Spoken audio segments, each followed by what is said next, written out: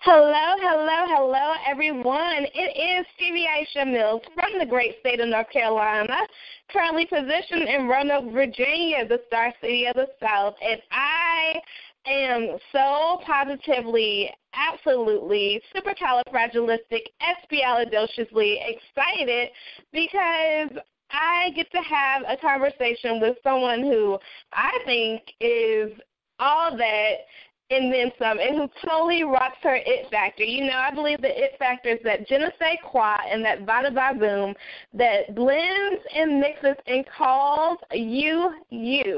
And guess what? I get to show up every day as the I Love My Life strategist, where I help women push past their past and begin to loudly and proudly declare I love my life. So today we have someone who is loving her life. You can tell it in the way she walks, the way she talks, the way she writes, the way she posts, everything. I've been on her mailing list for a while, and she is consistent. Her name is Melissa Cassera. She is awesome when it comes to marketing, branding, public relations, screenwriting, all of that. So welcome to the conversation, Melissa. Thanks for having me. That was like the best intro ever. You're so welcome. Thank you. Let's begin by telling people how you show up in the world. Okay. Well, I show up with a lot of energy and enthusiasm and full of obsession. So for those of you who aren't familiar with what I do, I am a marketing strategist, but my brand is all about cultivating obsession in your business. So that means being obsessed about the work that you do, as well as creating an awesome, obsessed fan base for your work. And then I'm equally obsessed with my screenwriting work, which, as you all know, is really important to build obsession around because you need a fanatic audience to come and watch the things that you write. So I show up in the world all about obsession. Perfect. And how did you create this obsession? Like this, I know that I've been on your mailing list probably for a couple of years now. And it's true, every time that I get an email in my inbox that says Melissa Cassera, I don't read all the ones I get, but I do go through and I read yours. So it is true that you've created and cultivated this. But what was the defining moment when you decided, I'm going to create this wildly obsessed crowd of people who are here to celebrate the work that I do so that they can celebrate the work that they do? Yeah, so, I've always been obsessed with obsession. This is a weird way to say it. But I've always been really curious about how people create obsessed fan bases for their work. And my curiosity was really in the entertainment industry. So I was always curious, like, why do some movies do well and others don't? Why do some TV shows make it and others don't? Why are some books on the bestseller list and others aren't? So that was always really fascinating to me and something that I studied from way back in college days and probably even earlier than that. And so, but as far as my business, it wasn't really a natural transition. When I started my business 11 years ago, I came from the corporate world. And when I say that was the opposite of obsession, it was just really not at all. I mean, it was like it just sucked all of the happiness and personality out of me. And so when I started my own business, it was a bit of a learning curve because I really brought all of my corporate personality with me, and it wasn't working very well. And then sort of the deciding day was I remember being in this meeting with all of these. It was a meeting to pitch a new client, and it was a financial firm. And there were like 12 men sitting around this boardroom, and they were like half listening to me basically while I was all nervous doing my pitch. And all these men were like 60 years old and over and just like totally not at all interested in anything I had to say. So I pretty much kind of like resolved that this meeting was not going well. But I finished up my presentation anyway. And then at the end, one of the men in the room said, "Hey, you look familiar." And I was like, oh, okay, I'm not sure how you would know me. And he said, I know where I know you from. I saw you in a commercial. And he was right, because at the time I was doing some acting and some commercial modeling on the side, and I was in this local commercial that they used to play during not Super Bowl, but Monday Night Football back east. And so it was silly. So he said that, and I knew immediately what he was talking about. And I said, oh, yeah, I did this. I kind of like sunk into my chair, and I'm like, how embarrassing. It was just going so poorly. But then as soon as I explained that to him, he said, oh, he's like, I think that's really awesome. And he's like, how did you get that job? And then all of a sudden, like, all of the men around the table perked up, and they were all like asking these questions, and they were really interested. And then I just found myself being more of myself and letting my personality shine through, because at that point I figured I completely lost their business. They're never going to hire me. And so I might as well just be me. So I relaxed, and I, just talked to them, had a conversation. I was me. I was girly. I was gushy, with this group of like 60-year-old men in finance. And then lo and behold, a couple days later, they hired me. So that was sort of the deciding factor for me to realize, okay, well, number one, I should be myself and let my personality come through. And number two, I need to start building obsession and combining my obsessions into my business. And at the time, and it's still true today, I've always been into entertainment. At the time, it was in front of the camera. Now I'm behind the camera. But it was important, I realized, to actually talk about that work that I did. And because it is interesting for people. A lot of people don't know much about the industry, or they're just interested, period, even if they do. And so I realized that combining that work I was doing in my business brand would actually be a positive. And that's how I flew from there. That's awesome. I love stories like that just tell you to go ahead and be yourself. My book, Cultivating Your It Factor, that's what it sounds like to me. And when you do that, it's so amazing. But I think a lot of entrepreneurs are scared to do that because we haven't become married to the truth of who we are. We try to do what everybody does. And so to do that, to stand up and say, I'm going to only work with those who are obsessed with me, that's amazing. And to me, that truly is what TV shows and entertainers do, because there are only a certain amount of people who watch Empire or watch Game of Thrones or watch any of these other shows that I've never seen Game of Thrones, but I've heard about it, I've never seen Walking Dead, but I've heard about it, and that means that they are truly there. And I am excited about the fact that you just made a bold decision to say, I'm working with these people. And how did you transfer that in entrepreneurship when there are so many people who are trying to figure out their target market and they are afraid to boldly step into their target market? Mhm.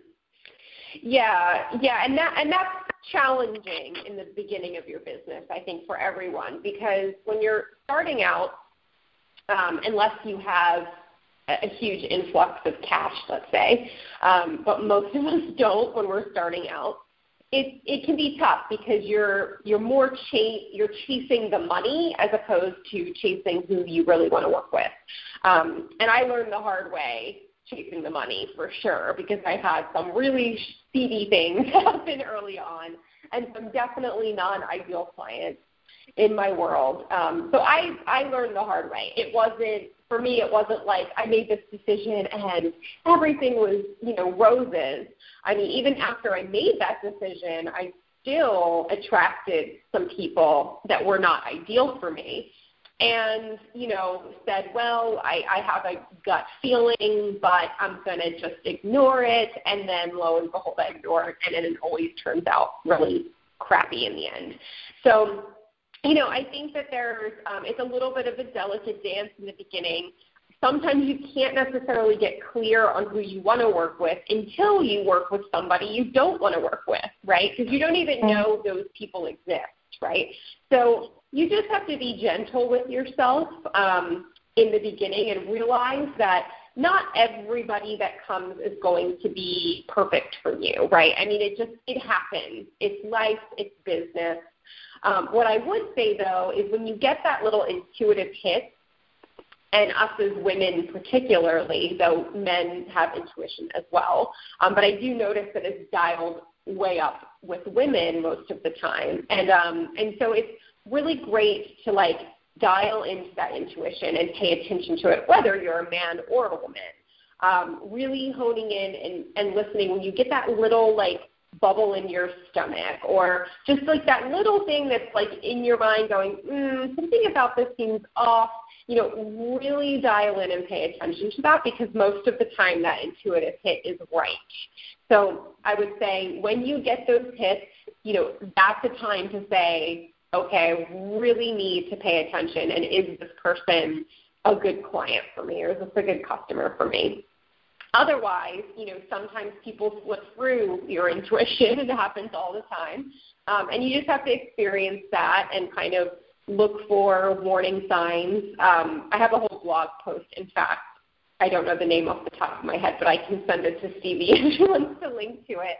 But I have a whole blog post on kind of those little factors you should be looking for. So things like, if somebody writes to you and they say, I just don't know if you're the right person for me, and I'm really picky, and I've tried lots of other people, and maybe you're the one. That is an immediate red flag when you see that. Doesn't mean that you can't have a conversation with the person to just clarify what they mean, but typically it's a red flag, and it's saying that it's the person that's always looking for, like, the golden nugget. The golden nugget doesn't exist. They don't want to do the work.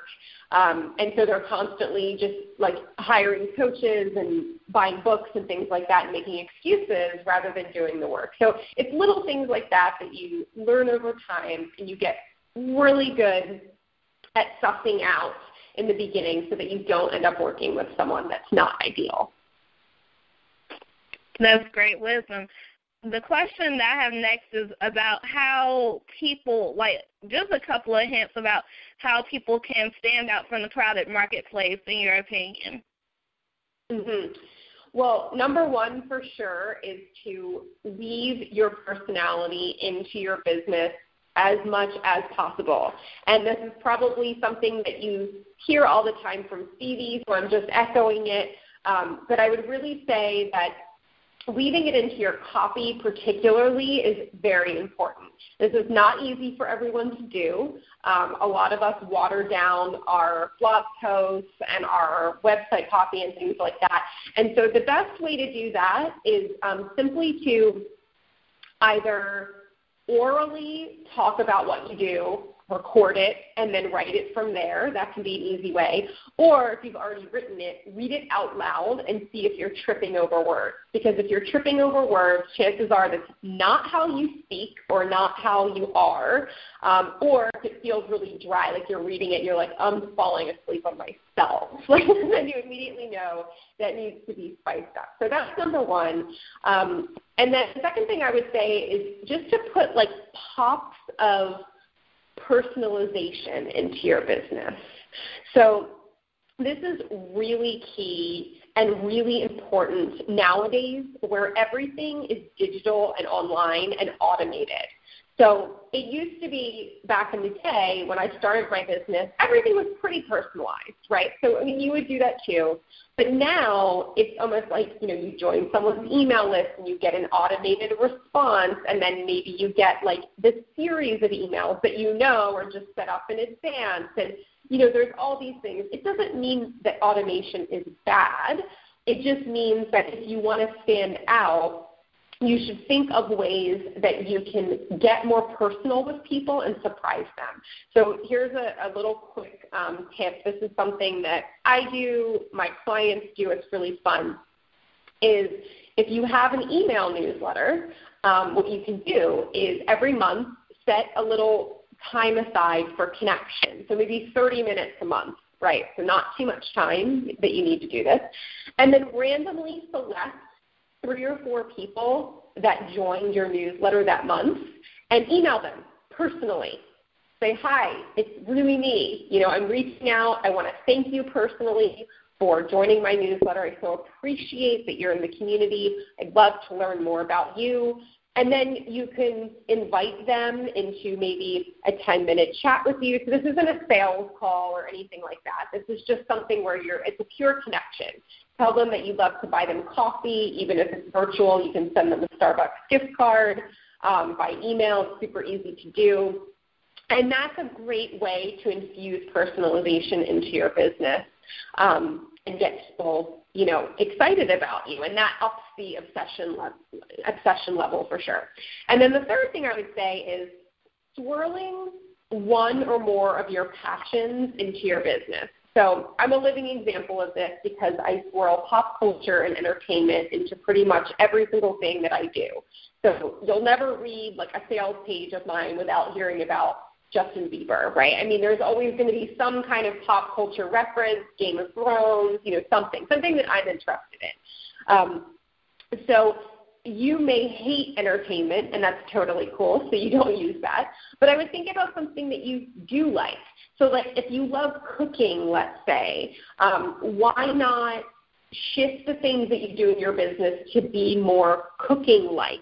So you may, like, instead of giving people strategies, you give them recipes for success.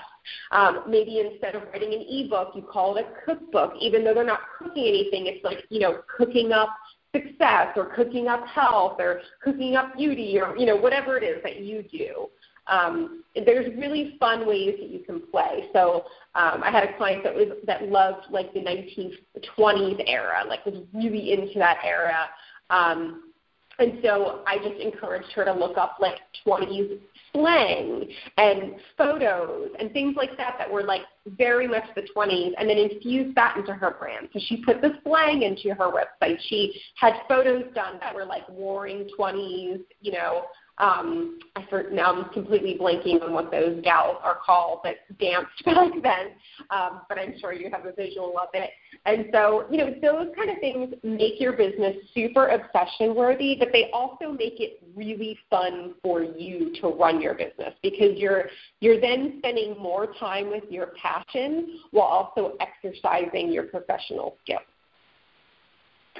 I love that. And while you were talking, I could see the flappers and everybody. I can see that. And it's funny because I went to a party probably a couple of years ago, and I had a flapper outfit on, so I could see myself and see the whole vibe of that, and that is fun, and that's amazing.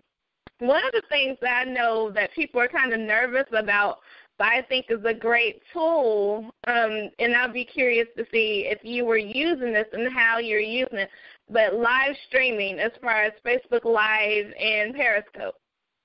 Mm-hmm. So I do think it's a good tool. I personally really don't use them, and here's why. So I'm a big proponent of not every tool is right for everybody, right? So it doesn't mean it's a bad tool. It just means that different things are good for different people. So for me, I certainly don't have a problem with video. In fact, I used to be on camera quite a bit, so that part's not an issue. But a huge part of my life is writing. I, do most of that for my business. That's my biggest skill in my business. And I'm also a screenwriter. So it's incredibly important for me to continue honing my writing craft because I believe that you're never perfection, right? There's always more to learn and more to do. And the way you get better is by doing it. So for me, it makes a lot more sense to keep my content written because then I'm consistently exercising that muscle and making it better. So it's not that I'm opposed to video. It's that for me personally, I know that my time is better spent becoming a better writer than becoming a better live streamer, right? That said, I will say that I don't use Periscope, but I have used Facebook Live just a handful, maybe twice actually, in my recent preview class that I ran. And the reason I did it was because I thought it would be just a fun kind of way for people to see my face and my voice, be able to ask questions, and, for the purpose of experimentation. And it was fun. It was a good time. I enjoyed it. Maybe I'll do it again in one of my classes, maybe not. But that's kind of my answer, is that I do think for some people it's great, particularly if you have dreams of wanting to get on TV, like doing press, maybe having your own TV show, things like that. Like if you want to exercise the muscle and be really good on video, then it's excellent. Also for people that hate writing, I have lots of people that come to me that despise writing. They have zero interest in learning to write, and I'm like, hey, well, why don't you communicate then either through podcasting or videos? If your strength is not writing and you really don't have interest in exercising that muscle, then use video. My husband's an entrepreneur and does that. He can write. He just hates it. It takes him forever. And he's more passionate putting his message out on video. So for him, that's a way better medium. So I think that you just have to honor what is a better medium for you and kind of always look at your end goals and what you're trying to do. And if you're trying to be an author, let's say, right, where writing is super important, it may make more sense to keep things in writing, but if your goals are elsewhere, you hate writing, et cetera, then video can be a wonderful platform. I love that. I love that answer and the authenticity that was in it. Oh, my gosh. This is important because a lot of people try to go against the grain of who they were created to be. And so I love that. That's amazing. I heard one person say in my lifetime that you're either a speaker who writes or a writer who speaks. Mm-hmm. And so I definitely am a speaker who writes. And I truly just have a book because that's the message of my book, Cultivating Your It Factor, went along with my brand. But as I'm beginning to really figure out my second book and my third book, it's funny because I look at some of my friends in business and they're like, got 10 books in. I'm like, oh my goodness, this whole journey is interesting. But I do want to know, how do you think books fit into the journey of having people become obsessed with you? Do you think that is a tool that people should use, or do you, again, think that the entrepreneur should do what's best for them instead of listening to the words of, there are certain things that are trends in business. What are your thoughts on books? Well, I love books. I'm a huge reader myself, reader and writer. But I think books are wonderful. I do think, again, everyone's business is so different, and books are not necessarily the perfect choice for everyone.